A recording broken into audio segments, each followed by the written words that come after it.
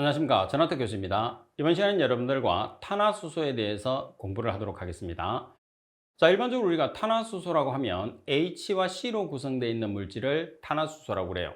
그래서 탄화수소에 대해서 우리가 구체적으로 배우는 이유 중에 하나가 뭐냐면 광화학 서모그를 형성을 했을 때 참여하는 1차성 물질 중에 질소산화물과 더불어서 올레핀계 탄화수소라는 물질이 참여를 하게 되죠. 그래서 그 올레핀계 탄화수소를 공부를 하면서 탄화수소의 내용들을 전체적으로 정리를 한번 해보는 거죠.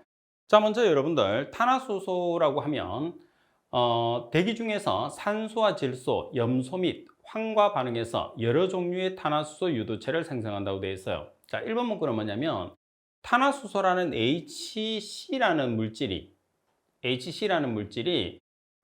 다른 물질과 결합을 할 수도 있고, 또는 C와 H가 결합되어 있는 탄화수소에 H 대신에 다른 물질로 또 치환이 될 수가 있어요. H 대신에 다른 물질이 결합되는 걸 치환이라고 하거든요. 그래서 이런 내용들을 하나씩 살펴보도록 하겠습니다. 자, 2번에 보시면 탄화수소는 크게 두 종류로 나타낼 수가 있어요. 어떤 종류로 나타낼 수 있느냐면 포화탄화수소와 불포화탄화수소, 이렇게 두 가지로 표현을 할 수 있어요. 그러면 여기서 여러분들 포화탄화수소라는 것은 어떤 탄화수소라고 이야기를 하느냐면 단일 결합을 하는, 다시 말해서 이렇게 결합하는 것을 우리가 포화탄화수소라고 해요. 반면에 불포화탄화수소라는 것은 이중결합이나 삼중결합을 하는 것을 뜻해요. 이중결합이라는 것은 탄소와 탄소가 이중, 삼중은 탄소와 탄소가 삼중결합을 하는 거죠. 그러면 결합수가 늘어나면 늘어날수록 수소가 적게 감소하는 거죠. 수소가. 그죠? 그래서 예를 들어서 단일 결합을 한다고 하면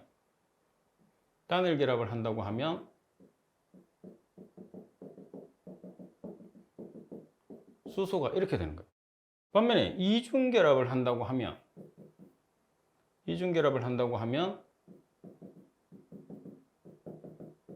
수소가 이렇게 되는 거죠.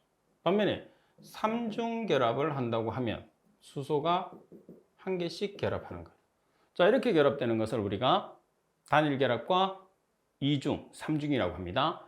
그리고 정리하면 포화탄화수소는 단일결합, 그리고 불포화탄화수소는 이중결합과 삼중결합을 이야기를 합니다.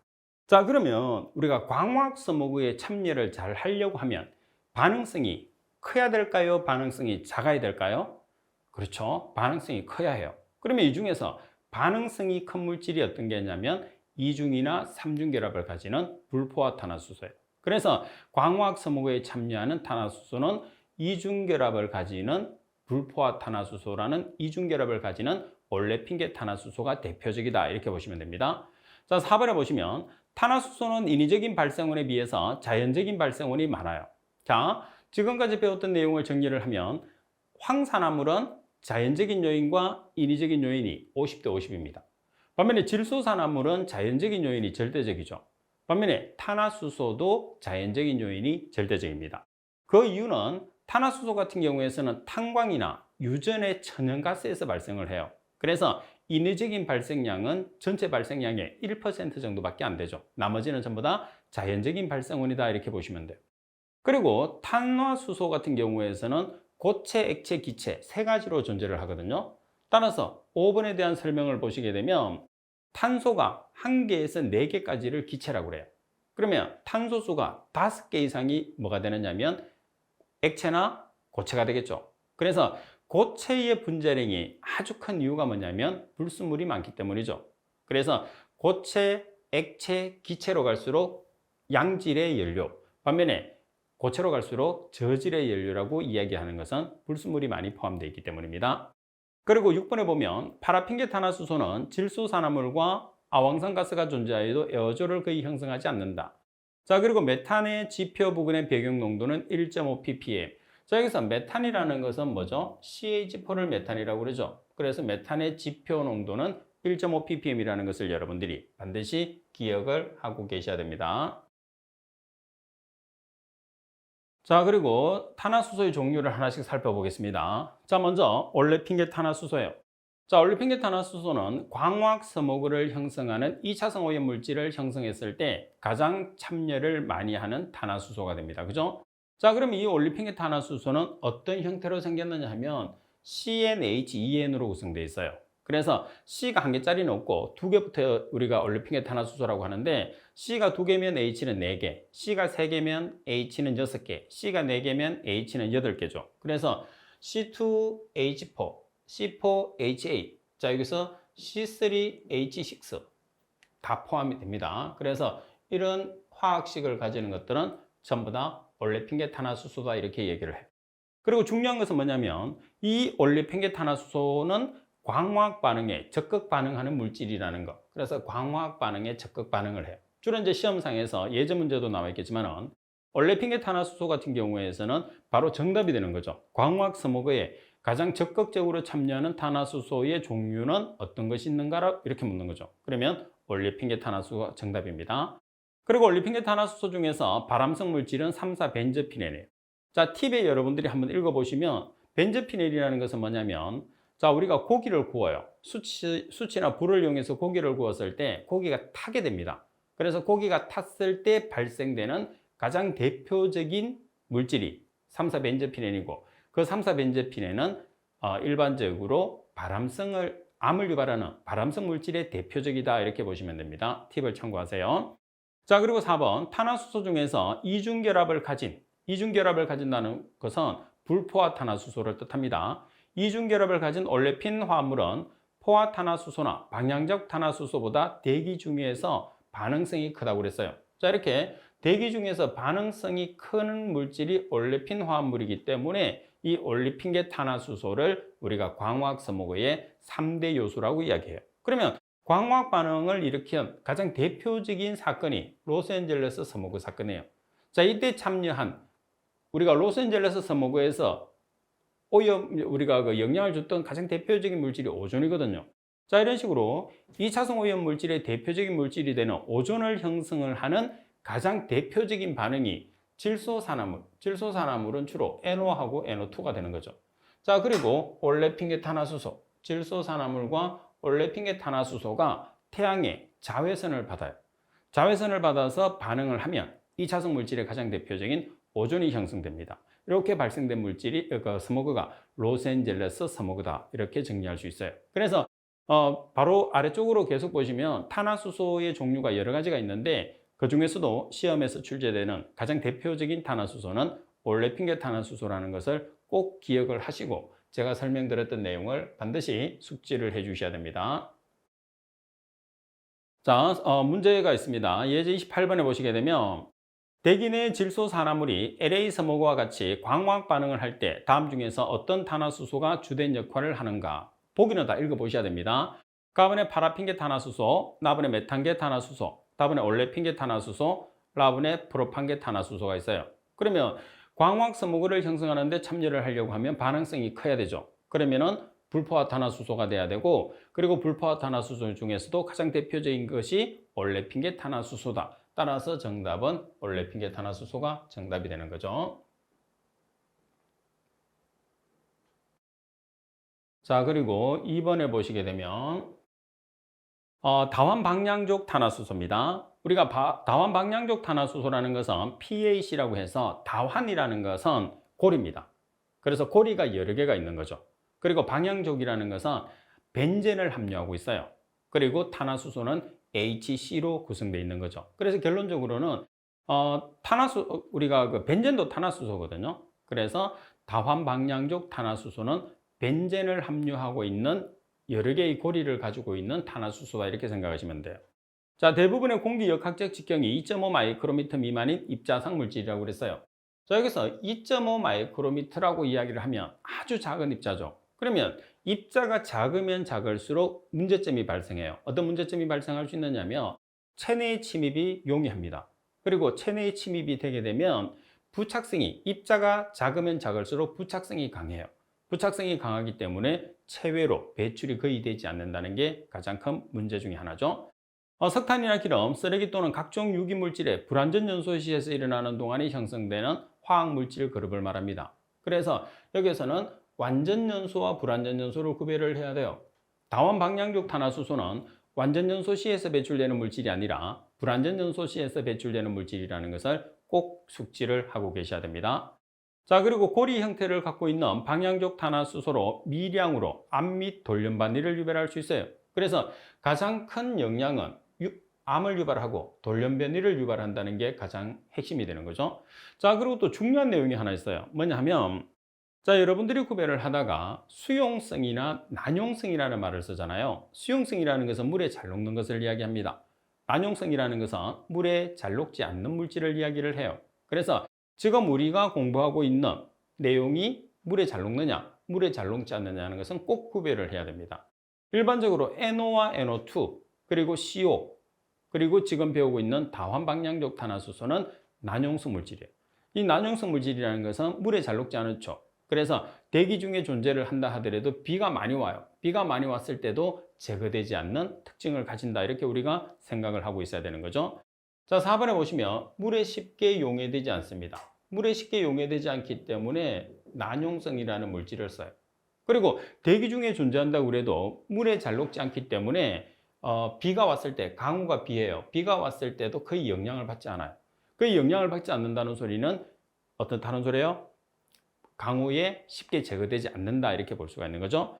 자, 그리고 휘발에서 토양오염의 원인이 되기도 합니다. 그리고 고농도의 PAH, 다시 말해서 다원방향족 탄화수소는 지방분을 포함하는 모든 신체 조직에 유입돼서 간이나 신장 등에 축적되어서 영향을 주기도 합니다.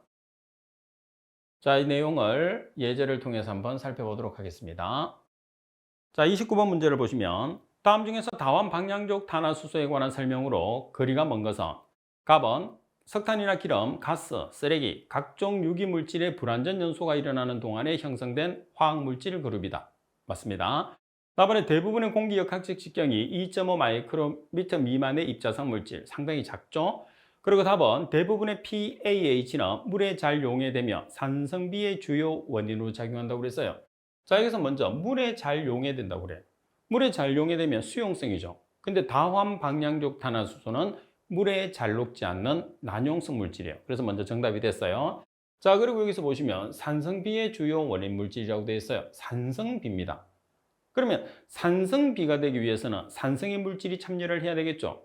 따라서 산성비에 참여하는 가장 대표적인 것은 황산화물. 황산화물의 기주물질이 황산이죠. 질소산화물, 질산, 그리고 염화수소. 그래서 황산화물과 질소산화물과 염화수소, 염산이 우리가 산성비를 일으키는 주요 원인 물질이다, 이렇게 살펴볼 수 있습니다. 그리고 답은 고리 형태를 갖고 있는 방향족 탄화수소로서 미량으로 암 및 돌연변이를 유발할 수 있다고 그랬어요. 그래서 설명이 잘못된 것은 답은이 정답이 되는 거죠. 따라서 항상 여러분들이 공부를 했을 때는 이론적인 내용을 다 암기할 수 없잖아요. 그래서 시험에 나올 수 있는 키포인트를 기억하고 있는 게 수험 준비에 아주 중요합니다. 그리고 세 번째 내용을 보시게 되면 할로겐 탄화수소예요. 자, 할로겐 탄화수소라는 것은 뭐예요? 탄화수소는 HC로 구성되어 있는 물질이 탄화수소예요. 자, 여기서 H 대신에 할로겐 물질이 결합되어 있는 거예요. 그걸 우리가 치환이라고 하는 거죠. 따라서 여기서 할로겐 물질이라는 것은 뭐냐 하면 F라는 불소, 플로르라고 하죠. 그리고 Br이라는 브로민, 그리고 I라는 요드, 아이오드라고도 합니다. 이런 물질들을 주로 우리가 염소도 있어요. Cl. 이런 물질들을 할로겐 물질이라고 합니다. 따라서 할로겐 물질이 H 대신에 치환되어 있는 것을 이야기합니다. 자, 1번 할로겐화 탄화수소의 독성은 화합물에 따라서 차이가 있으나 어떤 특징을 나타내느냐면 다발성이나 중독성을 나타내는 게 할로겐 탄화수소의 특징이라는 거. 대부분의 할로겐화 탄화수소의 화합물은 중추신경계 억제 작용 및 점막에 대한 중정도의 자극 효과를 가지게 되죠. 핵심은 중추신경계에 영향을 준다는 거. 그리고 사염화탄소라는 것은 CCl4를 사염화탄소라고 그래요. 염소를 함유하고 있죠. 탄소가 염소를 원래는 CH4가 있어요. 여기에서 Cl이 결합되는 거죠. 그래서 H 대신에 CH4가 이렇게 돼 있는 거예요. 그래서 이렇게 돼 있는 물질이 여기서 H 대신에 Cl이라는 염소로 결합되어 있는 거죠. 그래서 CCl4라고 하죠. 그래서 이 사이마탄소도 할로겐 탄화수소류에 해당하게 됩니다. 자, 이렇게 사이마탄화수소는 가열하면 포스겐이나 염소로 분해돼요. 그러면 이 포스겐이라는 것은 아주 유독성이 강한 물질이 됩니다. 그리고 신장 장애를 유발하고 간에 대한 독성이 심한 게 특징입니다. 그리고 탄화수소 화합물 중에서 수소 원자가 할로겐 원소로 치환된 것으로 지금 보시다시피 메탄이라는 물질이 있는데 이 H 대신에 염소로 결합되어 있는, 치환되어 있는 것을 뜻해요. 그러면 CH4는 C와 H로 구성되어 있잖아요. C와 H로 구성되어 있기 때문에 연소가 가능해요. 그래서 가연성 물질이라고 해요. 근데 C와 H로 구성되어 있을 때는 근데 염소로 결합되어 있는 사이마탄소가 돼버리면 CCl4가 되면은 우리가 가연 성분이 아니에요. 그럼 어떤 성분이 되느냐면 불연 성분이 되는 거죠. 그래서 결론적으로는 탄화수소는 가연 성분, 탈 수 있는 성분인데 할로겐 물질로 결합이 되게 되면, 치환이 되게 되면 불연성 물질이라고 생각해 주시면 됩니다. 그리고 화학 반응성이 낮아요. 여기서 화학 반응성이 낮다는 소리는 다른 물질과 결합을 해서 다른 물질로 전환이 잘 안 된다는 거죠. 어떤 물질이 지금 할로겐 탄화수소가 형성이 되면 더 이상 반응이 일어나지 않는다는 뜻입니다. 자, 그리고 독성이 적은 게 가장 큰 특징이에요. 그래서 시험상에서는 4번 문구가 시험에서 자주 출제가 되죠. 여러분들 답으로 나왔을 때. 그래서 4번 문구를 잘 기억을 하도록 하십시오. 자, 그리고 팁에 나와 있는 내용은 테르펜에 관계되는 내용인데 갈로넣기가 나오게 돼요. 여러분들 한 번씩 참고적으로 읽어보세요. 자, 30번 문제를 보시게 되면 탄화수소 중에서 여러분들 시험에서 계산하는 문제로 아주 자주 출제되는 문제 중에 하나이기 때문에 꼭 숙지해야 됩니다. 고속도로상의 교통 밀도가 2만 대 per hour이고 차량의 평균 속도가 100km per hour이다. 차량 한 대의 탄화수소의 배출량이 0.05g per second일 때 고속도로에서 방출되는 탄화수소의 총량을 g per sec로 계산을 하라고 되어 있어요. 그러면 이 문제에서는 여러분들이 단위를 숙지를 해서 단위를 이용을 해서 문제를 풀이하는 게 중요해요. 그럼 정답의 단위와 가장 유사한 단위를 찾으세요. 어떤 단위가 있어요? 배출량이 있어요. 배출량이 보면 0.05g per sec 돼요. 그러니까 한 대가 1초 동안 배출되는 양이 0.05g의 탄화수소라는 뜻입니다. 따라서 0.05g per sec 대를 여기서 있는 이 단위를 이렇게 만드는 거예요. 그럼 여러분들 여기서 g을 살려놔야 돼요. sec를 살려놔야 되죠. 그럼 뭐가 없어져야 되죠? 대를 여러분들이 없애고 미터를 만들어야 돼요. 그럼 여기서 차례대로 보시게 되면 한 대당 시속 시속 1시간당 몇 대가 지나가느냐 하면 2만 대가 지나가요. 그래서 1시간당 2만 대를 해서 대를 없앱니다. 그럼 여기서 시간을 여러분들이 미터로 옮겨야 돼요. 그럼 여기서 시속이라는 게 있어요. 그래서 시속 100km로 주행을 하게 됩니다. 그래서 여기 보시면 시속 100km, 아워가 아래쪽에 있으니까 1시간은 100km. 그럼 1km는 몇 미터예요? 10의 3승미터예요. 그럼 결론적으로 뭐가 나오죠? 미터가 나왔어요. 자, 계산은 계산기가 합니다. 계산을 통해서 하시게 되면 0.01g per secm 또는 10의 마이너스 2승을 표현하는 것은 계산기에도 있는 것처럼 소수점 아래는 마이너스가 되잖아요. 그죠? 그래서 소수점에서 하나, 두 개. 그럼 1.0이 되면 두 칸이 아래쪽으로 이동했으니까 10의 마이너스 2승으로 표현하게 되는 거죠. 따라서 0.01과 10의 마이너스 2승은 같은 값이 되는 거죠. 따라서 그램 퍼 세크미터로 계산을 했어요. 이 문제는 여러분들 시험에서 상당히 자주 나온다는 것을 꼭 기억을 할 수 있어야 됩니다.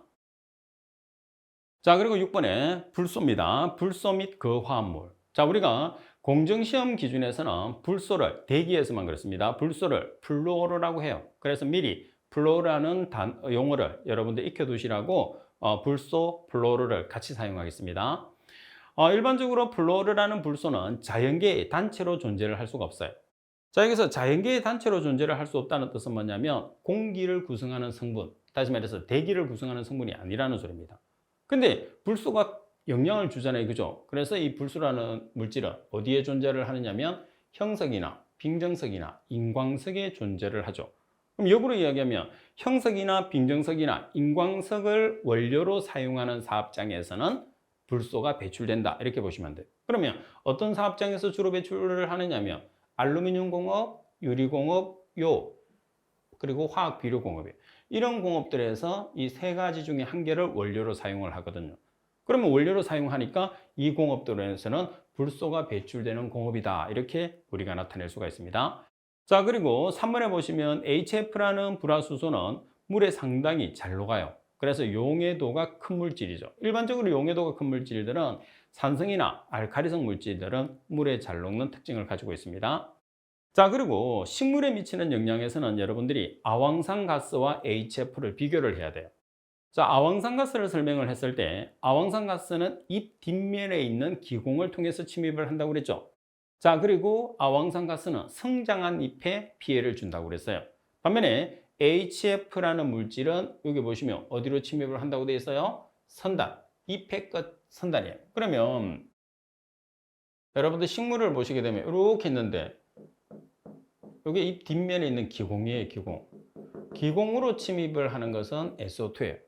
근데 잎의 끝이라는 선단으로 침입을 하는 것은 HF가 되는 거죠. 그래서 침입하는 경로가 서로 다르게 됩니다. 자, 따라서 잎의 끝으로 침입을 해서 세포를 파괴해요. 세포를 파괴한다는 것은 독성이 그만큼 강하다는 소리죠. 이런 독성을 가지는 것은 아황산가스나 HF가 둘 다 동일하다 이렇게 보시면 됩니다. 자, 그리고 HF는 아황산가스와 더불어서 식물의 성분 분석으로 대기오염도를 파악할 수 있는 물질이에요. 그만큼 독성이 강한 물질이다 이렇게 여러분들이 보시면 됩니다. 자, HF는 적은 농도에서 피해를 줘요. 독성이 강하기 때문에. 그러면 아황산가스 같은 경우에서는 성장한 잎에 피해를 준다고 그랬잖아요. 그죠? 그러면 HF 같은 경우는 어디에 영향을 주느냐 하면 어린 잎. 어린 잎을 우리가 다른 말로 새싹이라고 그러죠. 그래서 새싹에 가장 크게 영향을 주고 잎의 끝 또는 가장자리가 피해가 많아요. 잎의 끝, 가장자리 어디에요? 선단이 되는 거죠. 자, 그리고 HF는 식물의 잎을 주로 갈색으로 변색을 시키죠. 식물이 말라 죽게 만든다는 거예요. 자, 여기서 가장 중요한 내용은 지표식물과 강한식물입니다. 별표가 많이 돼 있어요. 그죠? 꼭 기억을 해야 돼요. 자, 여기서 지표식물이라는 것은 기준이 되는 식물. 다시 말해서 그 가스에 대해서, 그 오염 물질에 대해서 가장 약한 식물이라는 뜻입니다. 강한 식물은 반대로 그 가스에 대해서 가장 강한 식물이 되겠죠. 꼭 암기를 해야 됩니다. 자, 특히 HF와 아황산가스에 관계되는 지표식물과 약한 식물은 시험에서 아주 자주 출제되기 때문에 여러분들이 반드시 숙지를 해 주셔야 돼요. HF에 대한 지표식물 또는 약한 식물을 보시게 되면 옥수수, 그리고 자두, 메밀, 글라디올러스가 있어요. 반면에 강한 식물로는 담배, 목화, 고추 등이 있다는 거 꼭 여러분들이 숙지를 해서 시험에 대비를 해 주셔야 됩니다. 자, 그리고 반응성이 풍부하므로, 반응성이 풍부하다는 것은 결합을 잘한다는 소리가 되겠죠. 자, 따라서 단분자로는 거의 존재를 하잖아요. 그래서 다른 물질과 결합을 한다는 거죠. 다시 말해서 F2로 존재하기보다는 HF 이런 식으로 존재를 많이 한다는 소리죠. 그리고 HF는 여러 오염 물질 중에서 고등식물에 대한 독성이 가장 커요. 그래서 고등식물에 대한 미치는 독성의 순서를 보면 HF가 가장 크고 Cl2, SO2, NO2 순서로 고등식물에 미치는 피해가 크다. 이렇게 여러분들이 보시면 됩니다. 자, 그리고 팁 같은 경우에서도 마찬가지 마지막에 보시게 되면 하이드로젠 플로라이드예요. 그래서 HF거든요. 그래서 이 물질을 설명을 하고 어떤 물질에 대한 설명이냐 이렇게 나와요. 위에 있는 내용이 전체적으로 설명을 드렸는데 한번 정리를 해보면 자, B점이 19도씨예요. B점이라는 것은 끓는 점을 뜻합니다. 그래서 B점이 낮으면 낮을수록 기체가 식게 되기 때문에 위험하다는 소리입니다. 코를 찌르는 자극성 취기를 나타내며 온도에 따라서 액체나 기체로 존재하는 무색의 부식성 독성 물질이 됩니다. 그리고 석유나 알루미늄, 플라스틱, 염료 등의 산업장에서 촉매제로 널리 사용되는 물질은 뭐냐 이렇게 나오면 HF 또는 하이드로젠 플로라이드를 여러분들이 찾으시면 돼요. 그래서 여기서도 핵심적인 내용은 뭐죠? 핵심적인 내용은 알루미늄이에요, 알루미늄. 그래서 우리가 위에서 설명을 드린 것처럼 여러분들이 기억을 했을 때 중요한 것은 뭐냐면 배출공업입니다, 배출공업. 그래서 알루미늄이나 유리, 요 화학 비료 공업처럼 배출 공업을 숙지를 하고 있으면 그 중에 한 개가 일치하면 답을 쉽게 찾아낼 수가 있겠죠. 자, 31번 문제를 보겠습니다. 다음 중에서 불소 또는 플로르라고 하죠. 불소 및 그 화물의 배출 및 피해에 관한 설명으로 거리가 먼 것은 가번에 적은 농도에서도 피해를 주며 특히 어린 잎에 현저하다. 여기서 주의할 것은 뭐냐면 어린 잎에 영향을 많이 주느냐, 성장한 잎에 영향을 많이 주느냐. 성장한 잎에 피해를 주로 주는 것은 아황산가스, 어린 잎, 새싹에 영향을 주로 주는 것은 HF라는 거. 그리고 지표식물로는 자주개나리, 목화, 시금치 등이 있습니다. 맞아요? 틀렸어요. 풀이를 보시게 되면 지표식물은 약한 식물을 뜻하는 거죠. 옥수수나 자두, 메밀, 글라디올러스를 뜻합니다. 그리고 주로 잎의 끝이나 가장자리에 발육 부진이 일어나죠. 왜? 침입을 잎의 끝 선단으로 침입하기 때문에 피해도 큽니다. 그리고 불소 및 그 화물은 알루미늄의 전해 공장이나 인산비료 공장에서 HF 또는 SiF4, SiF4라는 것은 불소가 4개이기 때문에 사불화교소라고 하죠. 형태로 배출된다. 그래서 정답은 나분이 정답이 됩니다. 자, 그리고 HCN을 보겠습니다. 자, HCN은 시아나수소 또는 사이아나수소라고 하는데 H와 C, N으로 구성되어 있는 물질이에요. 그래서 C와 H로 구성되어 있으면 연소가 가능하다고 했죠. 그래서 시아나수소 또는 사이아나수소는 가연성 물질이 됩니다. 자, 그리고 산성의 액성을 가지기 때문에 물에도 잘 녹아요. 그래서 가연성이면서 수용성이 됩니다. 무색투명한 액체로 복숭아씨 냄새와 비슷한 자극치를 내는데 비중이 0.7 정도로 작아요. 왜 그러냐면 HCN은 H의 원자량이 1, C의 원자량이 12, N의 원자량이 14 합치면 27이 돼요. 그럼 공기의 분자량이 얼마죠? 약 29. 그래서 공기의 분자량에 비해서 작기 때문에 비중도 1보다 작은 값이 나오는 거예요. 자, 그리고 8번 C6H6입니다. 벤젠을 뜻합니다. 벤젠. 만성장애로 조혈기능장애를 유발한다고 그랬어요. 잘 기억을 해야 됩니다. 조혈기능 중에서 혈액을 뜻하는 거죠. 혈액 중에서도 적혈구를 파괴하는 물질이 벤젠이 됩니다. 체내 흡수는 대부분 호흡기를 통해서 이루어지죠. 그래서 대기오염 물질은 주로 호흡기를 통해서 체내로 유입됩니다. 체내에 흡수된 벤젠은 풍부한 피하 조직과 골수의 고농도로 축적되어서 오랫동안 잔존할 수 있다 되어 있어요. 자, 그리고 B점은 약 80도씨. B점이라는 것은 끓는 점을 이야기합니다. 체내 흡수는 대부분 호흡기를 통해서 이루어진다고 그랬죠. 자, 그리고 벤젠에 대한 특징을 보시게 되면 주로 백혈병이 유발이 됩니다. 그래서 여러분들이 정리를 한번 해주시고, 자, 그리고 시험에서 자주 출제되는 내용 중에 하나가 포스캔입니다. 포스캔. 포스캔을 보시면 COCl2로 이루어져 있는 게 포스캔인데, 포스캔은 대기오염 물질은 아니에요. 대기오염 물질은 아니고 우리가 화학 반응을 통해서 포스캔이 형성이 되기 때문에 우리가 배우는 겁니다. 자, 먼저 포스캔 같은 경우에서는 설명을 해놓아요. 설명을 한 다음에 어떤 물질에 대한 설명인지를 많이 묻는데 거기에서 답을 찾기 위해서는 1번 문구를 여러분들이 꼭 기억을 해 주셔야 돼요. 그래서 별표가 2개나 있죠. 이거는 별표를 몇 개를 해도 넘치지 않아요. 그만큼 중요한 문구입니다. 독특한 풀냄새가 납니다. 풀냄새. 자, 풀냄새가 나는데 원래 포스캔은 색깔이 없어요. 무색입니다. 색깔이 나오면 NO2는 젓갈색, Cl2는 황록색 또는 녹황색이라고 되어 있죠. 나머지는 무색인데 워낙 위험한 물질이기 때문에 시판을 했을 때는 색깔을 집어넣습니다. 그래서 원래 포스캔은 무색인데 시판용은 담황록색으로 만들어서 우리가 판매를 해요. 자, 그리고 기체로 이제 여기서는 액화가스라는 것은 액화를 시키는 거죠. 액체를 만든 거예요. 따라서 중요한 내용은 끓는 점이 8도씨로 아주 낮다는 거죠.